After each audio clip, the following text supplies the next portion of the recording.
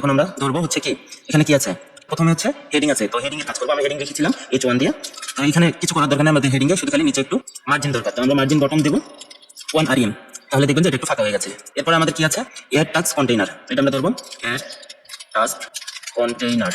নামগুলো অবশ্যই সুন্দর করে দেখে নেবেন, নইলে আপনার সিএসএস কাজ করবে না। তো এখানে আমরা কি বলবো যে তোমার ডিসপ্লে হবে ফ্ল্যাক্স, ডিসপ্লে ফ্ল্যাক্স হবে এবং গ্যাপ থাকবে হচ্ছে, গ্যাপ হচ্ছে 10 পিক্সেল, 10 পিক্সেলের একটা গ্যাপ চলে আসবে এবং তোমরা হচ্ছে দূরে সরে যাও, জাস্টিফাই কন্টেন্ট স্পেস বিটুইন, যে দুটো দুই দিকে চলে গেছে। তো এখন আমরা চাচ্ছি ইনপুটটা হচ্ছে একবারে এখান পর্যন্ত আসবে, যতটুকু যতটুকু বাটনের স্পেস প্রয়োজন, বাটনের স্পেস বাদ দিয়ে সব পুরোটাই হচ্ছে তুমি ইনপুটে নিয়ে নাও। এর জন্য আমরা কি করবো, এর ভিতরে আছে কি আমাদের ইনপুট, আমরা ক্লাস নিয়েছিলাম ইনপুট, তো ইনপুট দেবো এবং এখানে দেবো ফ্লেক্স, ফ্লেক্স আমরা শুধু খালি 1 দিয়ে দেবো, এটা পুরো জায়গা নিয়ে নেবে।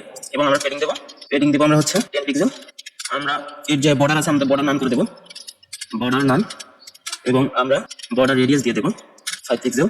এতটুকু করলেই এনাফ, আর কিছু ইনপুট করার দরকার নেই। তো আমরা এখানে হচ্ছে এখানে আমরা অ্যাড টাস্ক বাটনে সিএসএস ইউজ করবো, এর জন্য অ্যাড টাস্ক ডিটিএন ক্লাস নিয়েছিলাম, এটাকে ধরে আমরা পেডিং দেবো। তোমার উপর নিচে আমাদের উপর নিচে আমাদের 0 থাকবে এবং ডানে বামে হচ্ছে 15 পিক্সেল থাকবে, তাহলে এরকম আসছে। এবং এখানেও বলে দেবো আমরা বর্ডার নান, বর্ডারের দরকার নেই, দেন আমরা বর্ডার রেডিয়াস দিয়ে দেবো 5 পিক্সেল।